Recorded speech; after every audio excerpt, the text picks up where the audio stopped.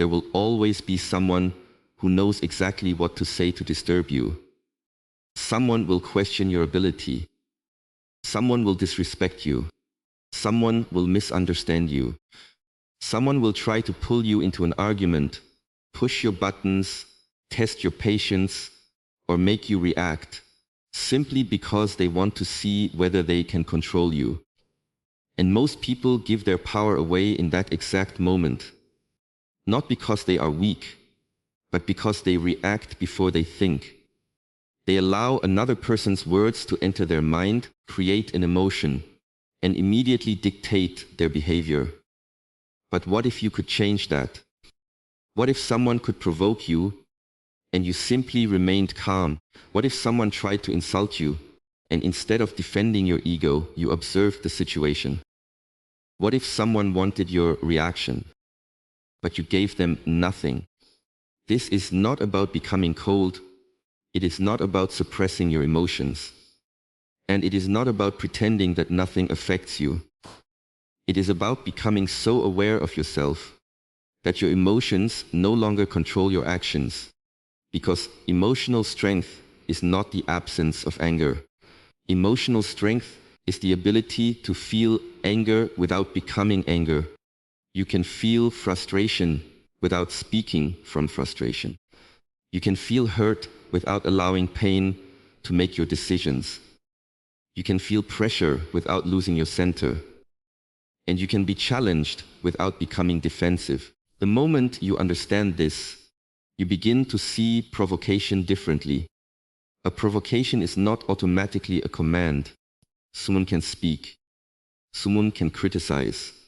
Someone can judge. Someone can try to disturb your peace.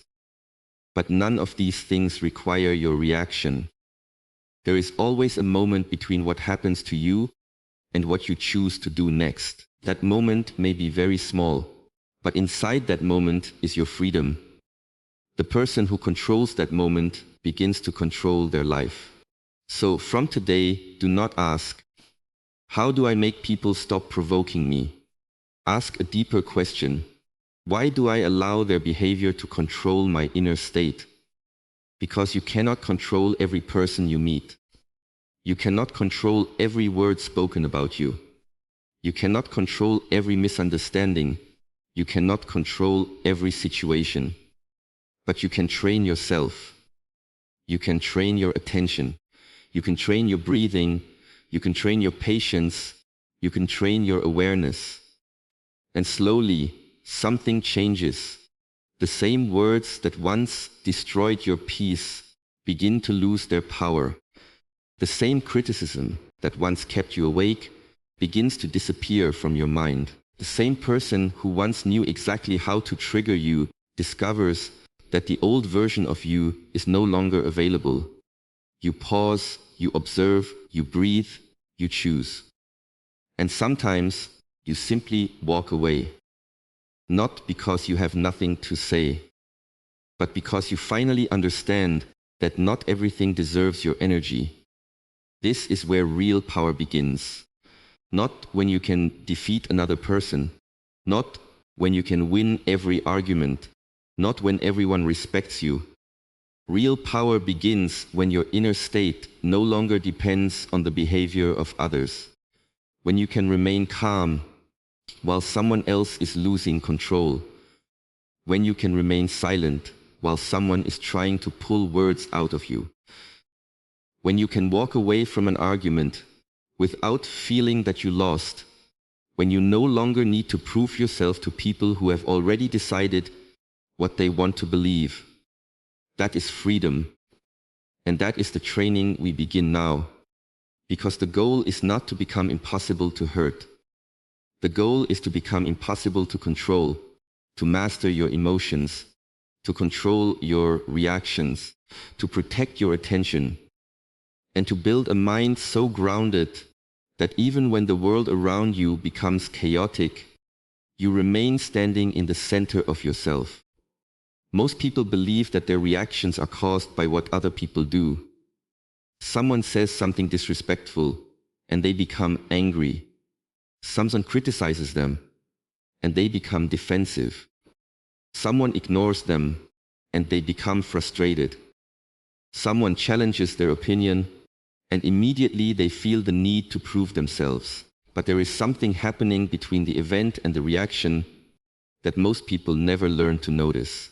There is a small space, a moment, a pause, and inside that pause is the ability to choose who you will become.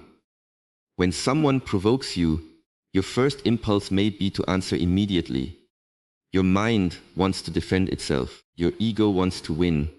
Your emotions want to release the pressure. But an impulse is not an instruction. Just because you feel the need to react does not mean you have to obey that feeling. This is where emotional mastery begins. The pause is not weakness. The pause is strength under control. Imagine someone speaks to you in a way that is designed to make you angry. Your body becomes tense. Your thoughts become faster. You feel the urge to respond sharply. In that moment, most people surrender their control. They speak without thinking, and later they regret what they said. They allow 5 seconds of emotion to create consequences that may last for days, weeks, or even years. But the person who has trained themselves to pause does something different. They breathe, they observe, they allow the emotion to rise without immediately acting on it. They understand that anger is information, but it does not have to become action. The pause gives you time to ask yourself, what response will serve me best? Not, how can I hurt this person back? Not, how can I prove that I am right? But, who do I want to be in this moment? That question changes everything, because when you react automatically, another person can influence your behavior with very little effort. They only need to press the right button. But when you learn to pause, the button stops working. You become harder to manipulate. You become harder to disturb. You begin to understand that your peace is not something another person should be allowed to control. This does not mean you should tolerate disrespect or remain silent in every situation. Sometimes you need to speak. Sometimes you need to establish a boundary. Sometimes you need to leave, but the difference is that you are choosing your response instead of being controlled by your emotional impulse. There is a great difference between reacting and responding. Reaction is immediate. Resent is intentional. Reaction comes from emotion. Resent comes from awareness. Reaction asks, how do I release what I am feeling? Response asks, what is the wisest thing to do now? The more you practice this, the stronger the pause becomes. At first, you may only recognize the emotion after you have already reacted. Later, you may recognize it while you are speaking. Then you may notice it before you speak. Eventually, you begin to feel the emotional wave rising and you can remain still. That is progress. You are no longer fighting your emotions. You are learning to witness them. And when you can witness an emotion without immediately becoming it, you gain a level of freedom that cannot be given to you by anyone else. So the next time someone tries to provoke you, do not rush to prove yourself. Take one breath, slow your body. Notice what is happening inside you. Feel the anger without feeding it. Feel the frustration without turning it into words. Then choose, because sometimes your strongest answer will be a calm sentence. Sometimes it will be silence. Sometimes it will be walking away. And sometimes it will simply be refusing to become the person that someone else was trying to make you become. There is a hidden form of power that many people give away every day without realizing it. They give other people the ability to decide how they will feel. One person's criticism can ruin their entire day. One person's disrespect can fill their mind with anger. One person's silence can create insecurity. One person's opinion can make them question their own worth. And slowly, without noticing, they begin living according to the behavior of other people. But your emotions are your responsibility. This does not mean you should never feel anger, sadness, disappointment, or frustration. You are human. Emotions will come. They are part of your experience. The problem begins when you allow an emotion to become your master. Someone can create a situation, but they should not be given complete control over what happens inside you. Think about how much energy is wasted when you become obsessed with someone else's behavior. You replay their words in your mind. You imagine what you should have said. You create arguments that never happened. You think about how you could have responded differently. Hours later, the person who upset you may have completely forgotten the situation while you are still carrying it inside yourself. This is the hidden cost of reacting. You believe you are punishing the other person by remaining angry, but often you are only exhausting yourself. The more you depend on other people's behavior for your emotional state, the less freedom you have. If they are kind, you feel good. If they criticize you, you feel bad. If they respect you, you feel confident. If they ignore you, you feel rejected. If they agree with you, you feel secure. If they disagree, you feel threatened. Your inner world becomes a reflection of everyone around you. But there comes a point when you must decide that your peace is no longer available for everyone to disturb. You cannot control what people say about you. You cannot control whether they understand you. You cannot control whether they appreciate your effort. You cannot control whether they behave fairly. But you can control how much attention you give their behavior. This is where emotional discipline begins. When someone tries to provoke you, remind yourself that their behavior is information about them, not a command for you. You do not have to match their anger. You do not have to answer every accusation. You do not have to defend every decision.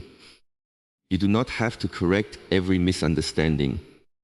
And you certainly do not have to prove your worth to someone committed to misunderstanding you. Sometimes the strongest thing you can do is remain centered. Let them speak. Listen if there is something useful to learn. I say what does not deserve your attention. Then continue walking. Your goal is not to control other people. Your goal is to become responsible for yourself. Imagine having such control over your emotions that someone can insult you without immediately changing your character. They can criticize you, and you calmly consider whether there is anything valuable in what they said. If there is, you learn. If there is not, you release it. That is emotional freedom. You stop asking, why did they do this to me? You start asking, what can I learn from this? And what response reflects the person I want to become? That shift moves your attention away from blame and toward mastery. And mastery requires practice. Every difficult person becomes an opportunity to train. Every disagreement becomes an opportunity to practice patience. Every criticism becomes an opportunity to strengthen your self-awareness. Every provocation becomes a test of whether you truly control your reactions. You do not become emotionally strong when life becomes easy. You become emotionally strong when life gives you reasons to lose your balance and you choose to remain grounded. So protect your inner world. Do not hand your peace to someone simply because they know how to disturb you. Do not allow another person's temporary behavior to control your entire day. Their words belong to them. Their opinions belong to them. Their emotions belong to them. Your response belongs to you. And when you understand this deeply, you stop trying to control everyone outside of you and begin mastering the one person you can actually control. Calmness is not something you discover when life becomes peaceful. It is something you build while life is challenging you. Anyone can appear calm when everything is going according to plan. The real test begins when someone insults you, when plans suddenly change, when pressure increases, when people misunderstand you, or when something happens that you cannot control. In those moments, your training becomes visible. Most people think staying calm means having no emotions. But that is not true. A calm person can feel anger, fear, disappointment, or frustration just as deeply as anyone else. The difference is that they do not immediately allow those emotions to control their behavior. They notice what is happening inside them, create space around it, and choose what deserves to happen next. Think about what happens when pressure enters your life. Your breathing may become faster. Your body becomes tense. Your thoughts begin moving quickly. You start imagining the worst possible outcome. Then, because your mind is moving so fast, you begin making decisions from emotion instead of clarity. This is why calmness must be trained before you need it. You cannot wait until the storm arrives to learn how to stand. You practice when things are small. You practice when someone interrupts you. You practice when traffic is slow. You practice when someone disagrees with you. You practice when a message is misunderstood. You practice when something does not happen according to your plan. Each small moment becomes training for something bigger. Instead of immediately reacting, slow yourself down. Take a breath. Relax your shoulders. Notice your thoughts without automatically believing them. Ask yourself what is actually happening instead of what your fear is telling you is happening. This simple practice changes the relationship you have with pressure. Pressure may still exist, but it no longer immediately controls your mind. One of the greatest forms of strength is the ability to remain clear when everyone around you becomes chaotic. When others are rushing, you slow down. When others are shouting, you lower your voice. When others are reacting emotionally, you become more aware. This does not mean you are passive. It means you are stable. A stable mind can make better decisions. When you are angry, you may choose words that damage relationships. When you are afraid, you may avoid opportunities. When you are frustrated, you may give up too early. But when you become calm, you can see more clearly. You can separate the problem from the emotion surrounding the problem. Ask yourself, what is actually within my control? Maybe you cannot control what happened. Maybe you cannot change another person's decision. Maybe you cannot prevent a difficult situation. But you can control your breathing. You can control your attention. You can control your words. You can control whether you continue feeding the problem with unnecessary thoughts. This is where inner strength becomes practical. Calmness also requires learning not to believe every thought that appears in your mind. Under pressure, the mind can create stories. One mistake becomes, everything is going wrong. One criticism becomes, nobody respects me. One failure becomes, I am not capable. But a thought is not automatically a fact. You can observe it, you can question it, you can let it pass. The more you practice this, the less easily your mind becomes trapped by temporary emotions.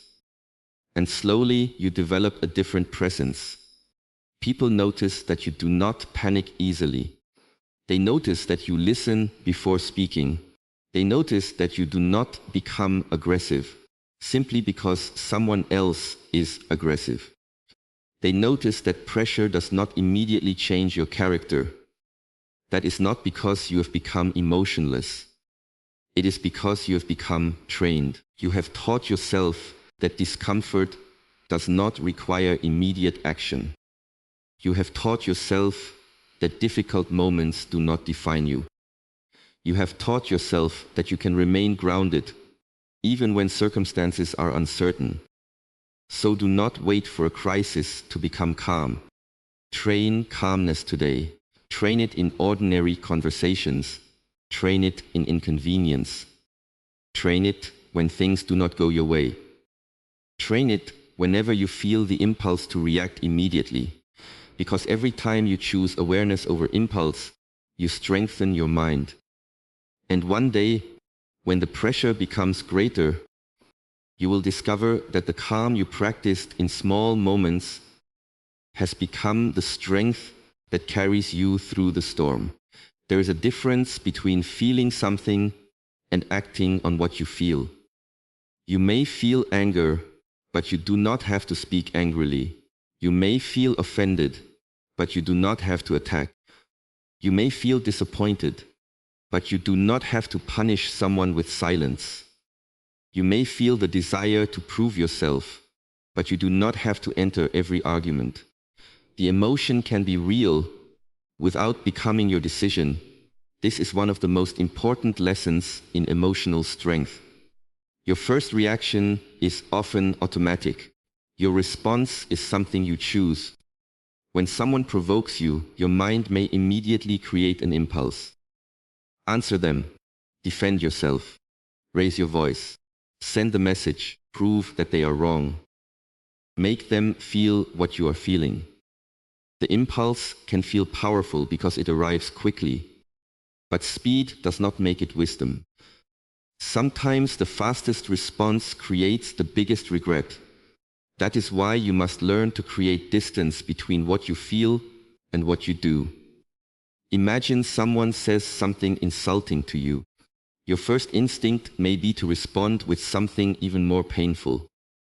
For a few seconds, it may feel satisfying. You may feel that you have protected yourself. But later, when the emotion disappears, you may realize that you became exactly what the situation was trying to make you become. You lost your peace to prove a point. A stronger approach is to pause. Ask yourself, if I respond now, am I acting from clarity or emotion? That single question can interrupt an automatic reaction. You begin to recognize that you have choices. You can respond calmly. You can ask a question. You can establish a boundary. You can remain silent. You can walk away. You can wait until your emotions settle before making a decision. Not every situation requires an immediate answer. This is especially important because emotions are temporary. Anger rises and eventually falls. Frustration rises and eventually falls. Fear rises and eventually falls.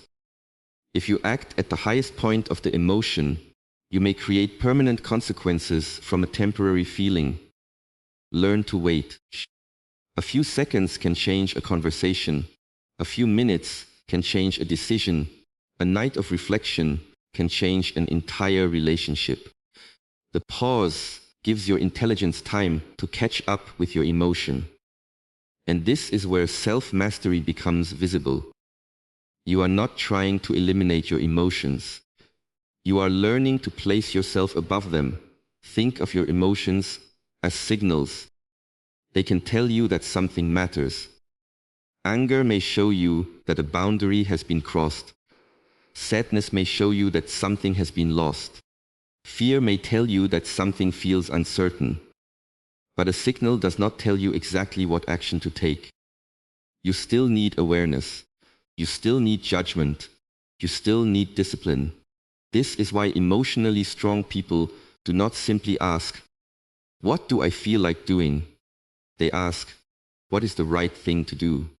That question takes you beyond impulse. It moves you from reaction to responsibility. And responsibility is powerful because it puts your attention back where it belongs, on yourself. You cannot always choose what happens. You cannot choose how someone behaves. You cannot control whether someone respects you, but you can choose what you become in response. That choice is available even in difficult moments. When someone is rude, you can remain respectful without becoming weak. When someone is aggressive, You can remain firm without becoming aggressive yourself.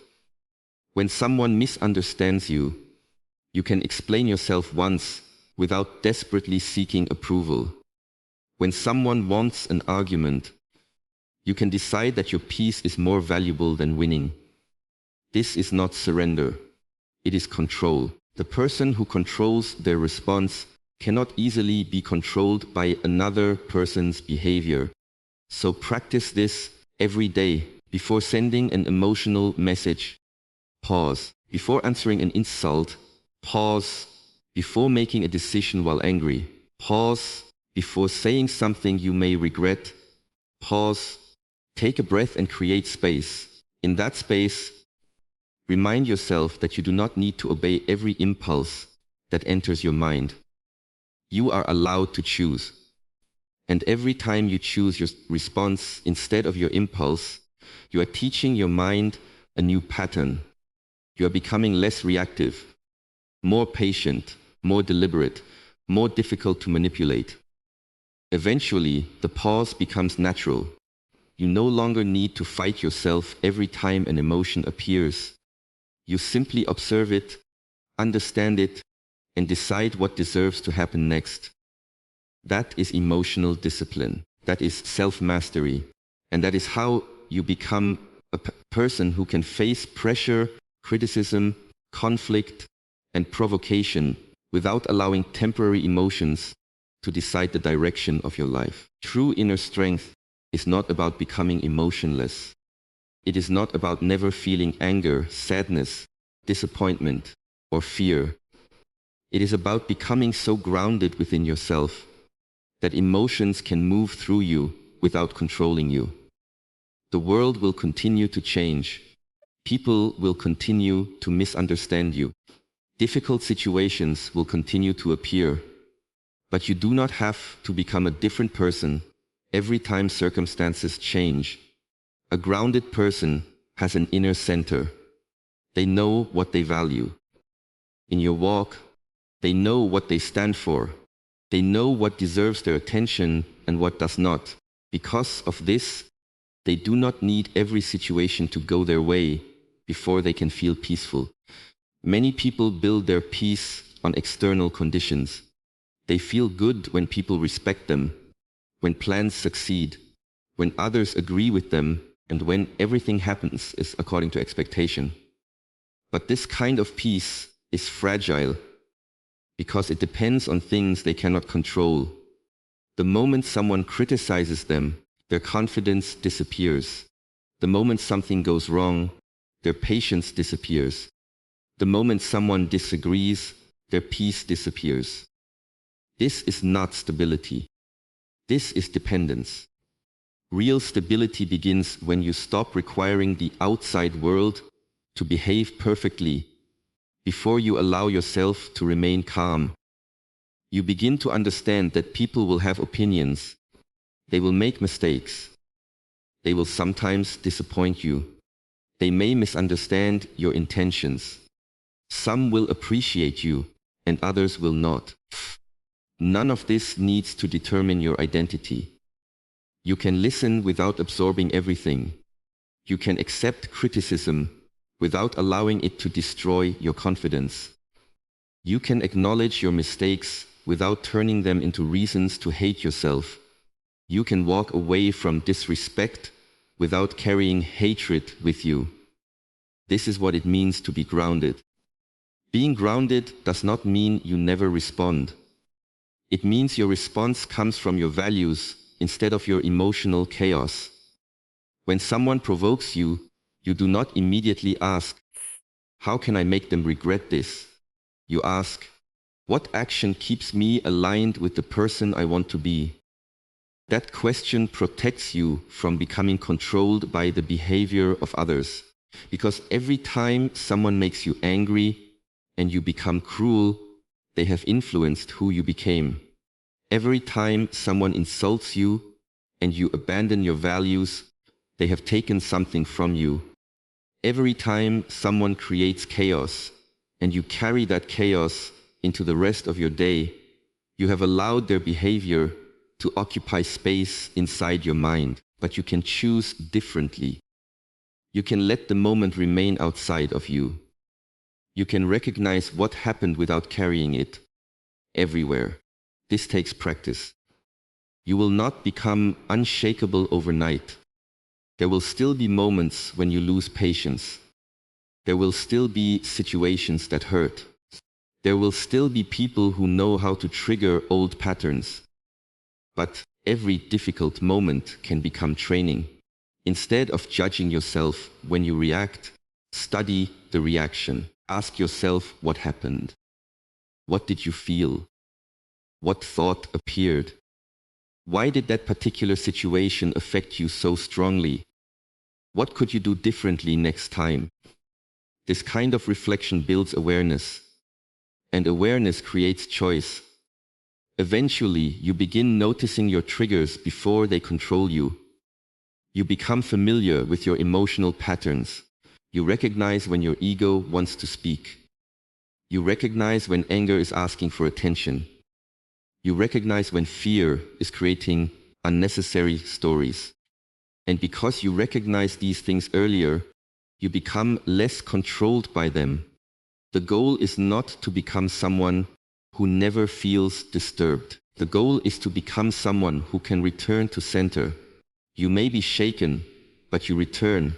You may become angry, but you recover. You may feel hurt, but you do not allow pain to define your behavior. You may experience failure, but you continue moving. That ability to return is a form of strength. So build your inner foundation. Spend time with yourself. Know your values. Protect your attention. Practice silence. Learn to breathe before reacting. Accept what you cannot control. Release the need to be understood by everyone. And stop measuring your worth through the reactions of other people. The stronger your foundation becomes, the less easily the outside world can move you. Storms may come, but you do not have to become the storm. People may speak, but you do not have to become their words. Circumstances may change, but you do not have to lose yourself with them. Stand firmly within yourself, not rigidly, not arrogantly, but peacefully. Because the highest form of emotional strength is not controlling everything around you.